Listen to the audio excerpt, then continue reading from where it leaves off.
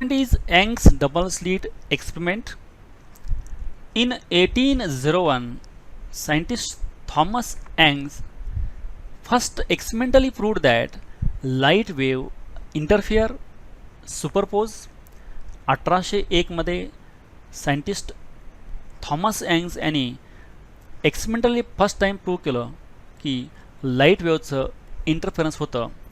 Now consider this experimental setup diagram and corresponding animation experimental setup diagram for this Young's double slit experiment. A plane wavefront is made to fall on an opaque screen AB having two similar narrow slits S1 and S2. तर ही AB जे ही AB opaque screen आहे. ह्या ॲनिमेशनमध्ये इकडं डायग्राममध्ये पण दाखवलेलं आहे बघा. ए बी ही ॲपॅक्यू स्क्रीन आहे. ॲपॅक्यू म्हणजे यामधून लाईट पुढं ट्रॅव्हल होत नाही. फक्त दोन ज्या स्लिट्स आपण इथं फॉर्म केल्या त्या स्लिटमधून फक्त लाईट पास होते. आणि S1 आणि S2 ह्या दोन स्लिट्स आहेत, नॅरो स्लिट्स आहेत. The rays coming out of the lens will be parallel rays and the wavefront will be plane wavefront. आता फर्स्ट इथं हा जे सोर्स आहे या सोर्समधून लाईट जी बाहेर पडते ही डायव्हर्जन बीम आहे. स्पेरिकल वेवफ्रंट आहे. ही या कॉन्व्हेक्स लेन्सवरती इन्सिडेंट झाल्यानंतर यातून पास झाल्यानंतर ही पॅरल बीम ऑफ लाईट होतो. आणि ही पॅरल बीम ऑफ लाईट जे आहे ही प्लेन वेवफ्रंट असते. ही प्लेन वेवफ्रंट आता S1 आणि S2 ह्या दोन जे स्लिट्स आहेत ह्याच्यावरती इन्सिडेंट झालेले पॅरल beam of light. And observing screen PQ is placed behind AB. आता हे PQ जे स्क्रीन आहे ऑब्झर्विंग स्क्रीन ज्याच्यावरती आपण पॅटर्न ऑब्झर्व करणार आहे ही स्क्रीन PQ AB जे ऑपॅक स्क्रीन आहे याच्या बिहाइंड ठेवलेलं आहे, पाठीमागे ठेवलेलं आहे. When the rays fall on S1 and S2, the two slits acts as secondary source of light, emitting cylindrical wavelets in phase with each other at all times. तर प्रत्येक टाइमला सर्व टाइमला S1 आणि S2 जे आहेत ह्या दोन्ही slits secondary source of light म्हणून ॲक्ट होतात. इकडून आलेली ही प्लेन वेवफ्रंट ह्या S1 आणि S2 वरती इन्सिडेंट झाल्यानंतर हे दोन S1 आणि S2 सोर्स जे आहेत हे सेकंडरी सोर्स ऑफ लाईट म्हणून ॲक्ट होत आहेत तिथं. आणखीन इन फेजमध्ये ऑल टाइम्समध्ये हे वेव्ह इमिट करतायत दोन्ही सोर्सेस.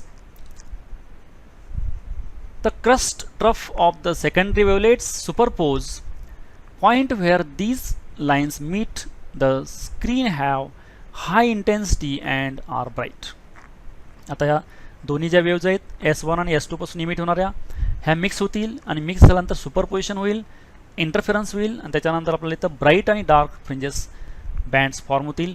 ह्याच्यामध्ये क्रस्ट किंवा ट्रफ जिथं एकत्र आलेलं आहे त्यावेळी मॅक्झिमम इंटेन्सिटी कन्स्ट्रक्टिव्ह इंटरफरन्स होतो, ब्राईट स्पॉट तयार होतो. इथं आपण ह्या ब्ल्यूनं दाखवलेलं बघा. एकतर इथं डार्क किंवा डॉटेड लाईन्स एकत्र आले आहेत म्हणजे क्रस्ट किंवा ट्रफ एकत्र आलेला आहे. मॅक्झिमम इंटेन्स लाईट तयार झालं, इथं मॅक्स तयार झाला, इथं ब्राईट तयार झालं फ्रिंज. हे सर्व ब्ल्यू बघा मॅक्स तयार झाले ब्ल्यू ठिकाणी. आणि रेड जे आहे इथं एक डॉटेड लाईन डार्क लाईन म्हणजे इथं क्रस्ट ट्रफ किंवा ट्रफ एकत्र आलेलं आहे त्यामुळे इथं डिस्ट्रक्टिव्ह इंटरफरन्स तयार झाला आहे. मिनिमम इंटेन्सिटी आहे 0 intensity, no light that is dark. हे बघा मिनिमम इंटेन्सिटी डार्क दाखवलेलं आहे, इकडं पण रेड दाखवलं आहे, हे डार्क आहे मिनिमम, हे पण रेड दाखवलं आहे मिनिमम डार्क आहे. म्हणजे अल्टरनेटली ब्राईट डार्क असे बँड्स किंवा फ्रिंजेस फॉर्म झाले आहेत. इथं पण बघा S1 आणि S2 वरती ही प्लेन वेवफ्रंट इन्सिडेंट झालेलं आहे. प्लेन वेवफ्रंट इन्सिडेंट झाल्यानंतर S1 आणि S2 हे दोन सोर्सेस हे सेकंडरी सोर्स ऑफ लाईट म्हणून ॲक्ट होतात.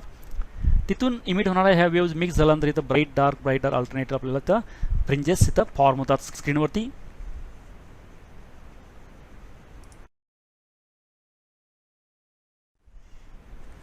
Now again consider this diagram and this animation. Now let the distance between the two slits S1 and S2 be small d and that between O and O dash be capital D. आता इथं दोन sources जे आहेत S1 आणि S2 ह्याच्यामधला distance जे आहे small D आहे आणि दोन सोर्सेस आणि स्क्रीन जे आहे हे डिस्टन्स हे कॅपिटल डी आहे. The point O dash on the screen is equidistant from S1 and S2, thus the bright fringe at the center of the screen. तर हा पॉइंट O dash आहे, हा इथं O dash पॉइंट आहे, हा S1 सोर्सपासून आणखीन S2 सोर्सपासून दोन्ही हे समान अंतरावर आहे, इक्विडिस्टन्स आहे. इक्विडिस्टन्स असल्यामुळं S1 पासून येणारी इथं ह्या ओ डॅश पॉईंटला वेव, S2 पासून येणारी इथं ओ डॅश पॉईंटला वेव, दोन्ही वेवमध्ये 0 फेज डिफरन्स आहे, नो फेज डिफरन्स. ह्या इन फेज वेव इथं मिक्स होतील. इन फेज मिक्स झाल्यामुळे ह्या ओ डॅश पॉईंटला इथं ब्राईट स्पॉट तयार होतो, ब्राईट फ्रिंज तयार होते, कन्स्ट्रक्टिव्ह इंटरफरन्स होतो ह्या ओ डॅश पॉईंटला. The two wavelets from S1 and S2 travel different distances to reach P, and so the phase of the wave reaching P will not be same. आता इथं आपण ह्या स्क्रीनवरती आपण अजून एक दुसरा एक P पॉईंट घेतला की तो P पॉईंट ह्या ओ डॅश जे आहे सेंटर स्क्रीनचं इथून Y एवढ्या अंतरावरती आहे. त्या P पॉईंटला इथं जे इंटरफरन्स होणार आहे हे interference light coming from S1 source and light coming from S2 source ह्या दोन्ही वेव जिथं इंटरफेअर झाल्यानंतर मिक्स झाल्यानंतर P पॉईंटला आपल्याला इथं ब्राईट किंवा डार्क मिळेल. जर हे ब्राईट किंवा डार्क जे आहे हे कशावर डिपेंड असतं तर ह्या दोन्हीमधला फेज डिफरन्स आहे हा फेज डिफरन्सवरती डिपेंड्स आहे. समजा हा फेज डिफरन्स आहे path difference. If the path difference delta L between S1P and S2P is an integral multiple of lambda, the two waves arriving there will be interfere constructively producing a bright fringe at P. आता इथं ह्या दोन्हीमधला difference आहे हा S2 पासून इथंपर्यंत हे distance आहे, हे याला डेल्टा एल म्हणायचं. हे difference between these two waves, that is path difference. If this path difference is integral multiple of lambda, then at this P point bright band और ब्राईट फ्रिंज विल फॉर्म. जर हा path difference जे integral multiple of lambda असेल तर ह्या P पॉईंटला bright spot तयार होतो. If the path difference between S1P and S2P is half integral multiple of lambda, there will be destructive interference and a dark fringe will be located at P. आता ह्या P पॉईंटला जर हा difference आहे हा S2 पासून थीटापर्यंत एवढ्या अंतराचा हा डिफरन्स आहे path difference, that is S1P आणि S2P ह्या दोन वेवमधला फरक जे आहे हा फरक जर half integral multiple of lambda असेल तर ह्या P पॉईंटला डिस्ट्रक्टिव्ह इंटरफरन्स होईल आणि डिस्ट्रक्टिव्ह इंटरफरन्समुळे इथं डार्क फ्रिंज तयार होईल. आता यामध्ये आपण हा डिफरन्स कॅल्क्युलेट करणार आहे आणि हा डिफरन्स किती येतो तो त्यावरून आपण इथं P ला ब्राईट असेल का डार्क असेल हे आपण आता नेक्स्ट आयडेंटिफाय करायचं इथं.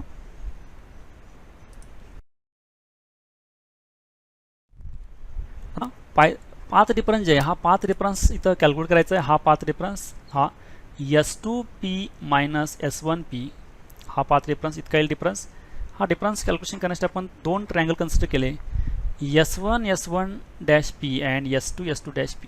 बघा S1 हा ट्रायंगल, S1 P. आणखीन S2 P हा ट्रायंगल, S2 P. हे दोन ट्रायंगल जे आहेत हे दोन ट्रायंगल राईट अँगल ट्रायंगल्स आहेत. या राईट अँगल ट्रायंगल्समध्ये आपण पायथागोरस लॉ यूज केला. पायथागोरस लॉ यूज करून आपण left hand side minus left hand side equal to right hand side minus right hand side केली. म्हणजे याच्यामध्ये बघा सेकंड ट्रायंगल S2P स्क्वेअर जे आहे S2P स्क्वेअर हा diagonal square S2P square is equal to S2 square dash square म्हणजेच D square येतं आणि S2 P स्क्वेअर जे आहे हे Y प्लस D/2 येतं. कारण हे D आहे याचा हाफ केल्यानंतर आपण हे D/2 येतं म्हणून Y प्लस D/2 म्हणजे D square plus Y plus D/2 square येतं. S2P स्क्वेअर हे D square plus Y plus D/2 square आहे. हे Pythagoras law for second triangle. Pythagoras law for first triangle S1P square हे S1P square आहे. तर हे S1 dash square म्हणजेच हे D आहे D स्क्वेअर येतं आणि S1 डॅश P जे आहे हे Y मधून हे D/2 मायनस केल्यानंतर Y मायनस D/2 येतं म्हणून D square plus Y minus D/2 square येतं. हे दुसऱ्या ट्रायंगलचं पायथागोरस लॉ आहे. आपण इथं left hand side minus left hand side right hand side minus right hand side केल्यानंतर ह्याच्यामध्ये हे रिमेनिंग टर्म्स ॲज इट आहे फक्त आपण A प्लस B एक्सपांड केलं A square plus 2AB plus B square म्हणून इथं D square as it is Y plus D/2 जे हे Y square plus 2Y D/2 plus D/2 square minus as it is D square as it is again Y A minus B expanding this Y square minus 2Y D/2 plus D/2 square. Now again this rearranging this term D square as it is, this Y square as it is, 2 gets cancel, only YD remaining, and this term as it is and this as it is, this is as it is, only here 2 cancels YD and other terms are as it is. Now this D square as it is, Y square as it is, yd as it is. Now this d by 2 square is d square by 4. Again this multiplying by minus inside, minus d square minus y square minus minus plus yd, and this minus d square by 4. Now here this plus y square minus y square cancels, plus d square minus d square cancels, plus d square by 4 minus d square by 4 cancels. Now yd plus yd 2 times yd. This left hand side is s2p square minus s1p square. Now this expanding this s2p square minus s1p square, that is a square minus b square is a minus b, a plus b, that is s2p minus s1p into s2p plus s1p. Again right hand side as it is 2yd. Now take this s2p plus s1p to this side, this becomes divides, that is s2p minus s1p equal to 2yd upon s2p plus s1p.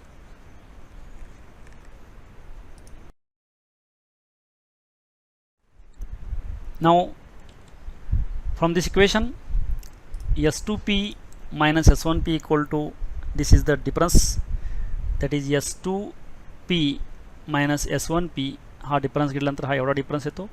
हा difference इतका आलेला आहे बघा, 2yd upon s2p plus s1p. Now here one approximation for small d by capital T is very smaller than 1. We can write s2p plus s1p equal to 2d. तर इथं s2pj आणि s1pj हे approximately d घेतला आपण, तर हे d plus d 2d येतं approximation. Putting this approximation here, remaining terms are as it is, delta L 2yd as it is, and this s2p plus s1p is 2d. This 2 gets cancelled, then yd by capital D. This is delta L. This is path difference. Now thus the condition for constructive interference at p can be written as, आता constructive interference ची condition जी आहे ही condition आपण integral multiple of wavelength, that is this difference, that is yd by d equal to n lambda.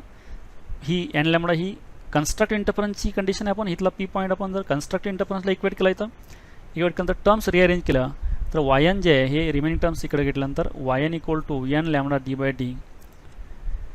yn is position of nth bright fringe from central bright for n equal to 0 1 2 3 like this. आता yn जे आहे तर ह्या p पॉइंटला किती नंबरचा bright band तयार होतो तो त्या बँडचं डिस्टन्स आहे सेंटरपासून, दॅट इज डिस्टन्स किंवा position of nth bright band from central bright band. सेंटरच्या ब्राईट बँडपासून, सेंटरला ब्राईट असतो कारण हे इन फेजमध्ये मिक्सिंग होतं, सेंटरचा बँड हा ऑलवेज ब्राईट असतो. ह्या सेंटरच्या ब्राईट बँडपासून हा n नंबरचा ब्राईट बँड किती अंतरावरती आहे ते म्हणजेच yn आहे, आणि n म्हणजे नंबर ऑफ फ्रिंज.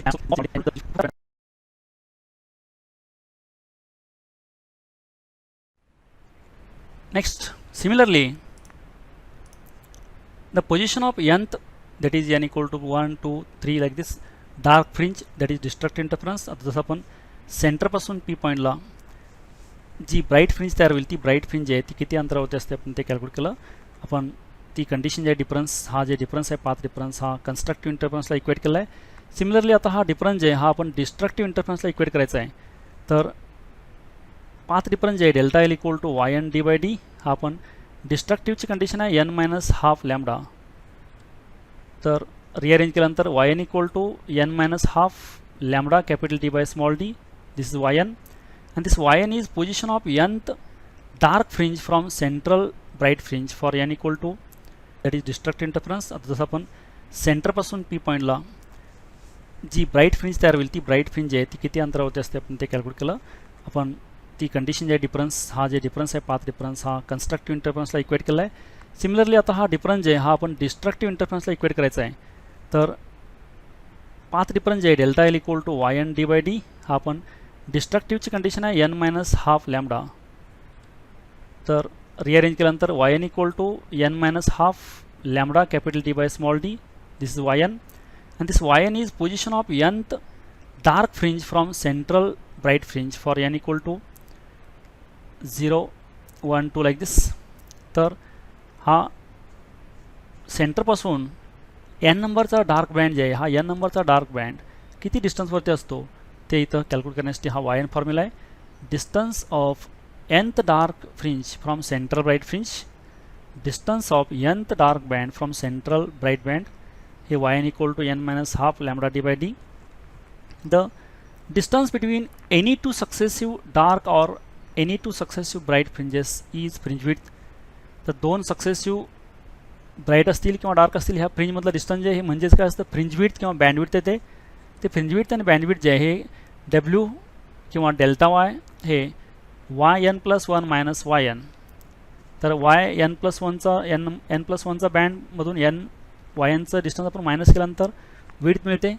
तर हे वाय एन प्लस वन जे आहे आणि वाय एन केल्यानंतर हे इक्वेशन जे आहे विड्थचं लॅम्बडा डी बाय डी येतं. तर thus both dark and bright fringes are equidistance and have equal width. तर आपण वाय एन जे हे डार्कसाठी N minus half lambda D by D किंवा ब्राईटसाठी जे Y N equal to N lambda D by D. तर ह्या दोन्ही इक्वेशन जरी सबस्ट्रॅक्शन घेतले ब्राईटचे किंवा डार्कचे तर विड्थ जे आहे ही width for bright as well as dark same येते लॅम्बडा डी बाय डी. म्हणून ब्राईटची आणि डार्कची विड्थ जे आहे म्हणजे डार्क जे बँड तयार झाला आहे आणखीन जे ब्राईट बँड तयार झाला आहे ह्या बँडची विड्थ जी आहे जाडी ही समान असते इथं विड्थ.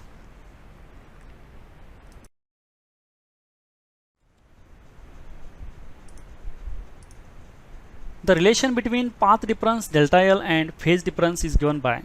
आता पाथ डिफरन्स आणि फेज डिफरन्स जे आहे ह्यामधलं रिलेशन जे आहे हे रिलेशन डेल्टा फाय हे फेज डिफरन्स आहे 2 pi by lambda into delta L. Delta L हे पाथ डिफरन्स आहे. This is relation between phase difference and path difference. Thus, the phase difference between the two waves reaching P from S1 and S2 is given by. आता phase difference जे हा S1 आणि S2 पासून जे P ला wave reach होतात त्यामधला phase difference हा delta phi equal to 2 pi by lambda into Y D by D. And the condition for constructive interference in terms of phase difference is given by. आता constructive इंटरफरन्सची phase डिफरन्समधली condition जी आहे delta phi equal to n pi n into 2 pi.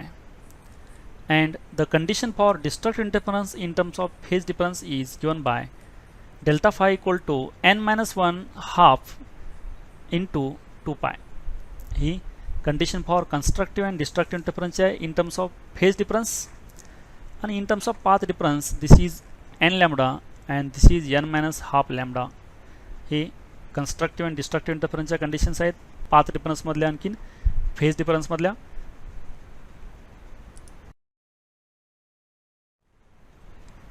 आता next आहे intensity distribution. आता intensity distribution म्हणजे दोन वेव्ह जे आहेत S1 आणि S2 जे दोन स्लिट्स आहेत स्लिटपासून आलेल्या वेव्ज मिक्स झाल्यानंतर स्क्रीनवरती आपल्याला P पॉईंटला इंटरफेरन्स फ्रिंजेस मिळाले आहेत. तर P पॉईंटला जी इंटरफेरन्स फ्रिंज मिळाल्या त्या फ्रिंजची इंटेन्सिटी जी आहे ही इंटेन्सिटी किती असते आपण आता इथे कॅल्क्युलेट करायची आहे.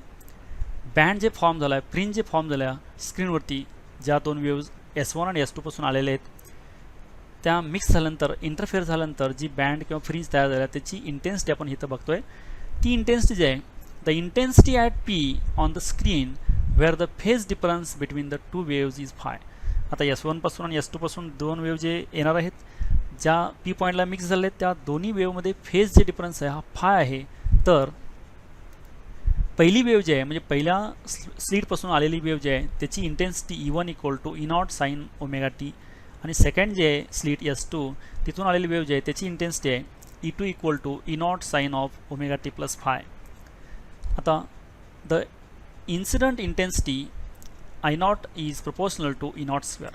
आता इथं मिक्सिंग झाल्यानंतर जी काय बँड तयार झाला आहे त्याची इंटेन्सिटी जी आहे ह्या दोन वेव्हच्या इंटेन्सिटीवरती डिपेंड आहे ॲम्प्लिट्यूडवरती डिपेंड आहे. The resultant electric field at P will be given by. आता दोन्ही वेव्ह मिक्स झाल्यानंतर त्यांची इलेक्ट्रिक फील्ड जे आहे हे electric field resultant E equal to E naught sine of omega T plus E naught sine of omega T plus phi. ह्या दोन्ही wave add केल्यानंतर रिझल्टंट वेव्हची इंटेन्सिटी मिळते electric फील्डची.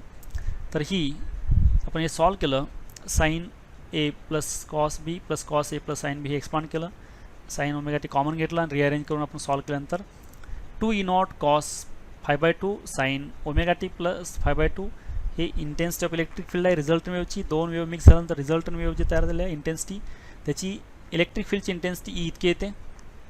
The amplitude of the wave is 2 E naught cos 5/2. आता ह्या resultant ह्याची amplitude जी आहे ही ॲम्प्लिट्यूड 2 E नॉट कॉस 5/2 इतकी येते. Thus the intensity at P will be proportional to 2 E naught cos 5/2 square and it will be equal to 2 I naught cos square 5/2. तर intensity जी आहे पी पॉईंटची ही प्रोपोर्शनल असते E2 E naught cos 5/2 mod स्क्वेअरला किंवा and will be equal to ती 2 I naught cos square 5/2 इतकी असते इंटेन्सिटी पी पॉईंटला फॉर्म झालेली. When the amplitude of the wave coming from the two slits are different. आता दोन्ही पी S1 पासून आणि S2 पासून येणाऱ्या वेव जे आहेत ह्यांचे ॲम्प्लिट्यूड जर डिफरंट असतील तर रिझल्टंट ॲम्प्लिट्यूड जे आहे E10 plus or minus E20 म्हणजे पहिल्या सोर्सपासून येणारी लाईटची इलेक्ट्रिक फील्डची इंटेन्सिटी, दुसऱ्या S2 स्लिटपासून येणारी इलेक्ट्रिक फील्ड इंटेन्सिटी हे प्लस ऑर मायनस कशासाठी तर हे इन फेज किंवा आउट ऑफ फेज कन्स्ट्रक्टिव्ह किंवा डिस्ट्रक्टिव्ह फेजसाठी असं असतं. कन्स्ट्रक्टिव्हला प्लस होतं, डिस्ट्रक्टिव्हला हे मायनस होतं किंवा वेक्टर समजते. इंटेन्सिटी जी आहे ही E10 plus or minus E20 mod square. तर रिझल्टनीची इंटेन्सिटी अशी येते. दोन्हींची जर अनइक्वल इंटेन्सिटी असेल तर हे येतं. इक्वल इंटेन्सिटी असेल तर दोन्ही S1 आणि S2च्या स्लिट्सपासून येणाऱ्या ज्या लाईट वेव त्यांची इंटेन्सिटी इक्वल असेल तर 2 E naught cos 5/2 mod square ही तिची इंटेन्सिटी आहे आणि प्रोपोर्शनल टू किंवा equal to 2 I naught cos square 5/2 असते. आणि अनइक्वल असेल तर ही ॲम्प्लिट्यूड आहे आणि ही इंटेन्सिटी आहे पी पॉईंटची.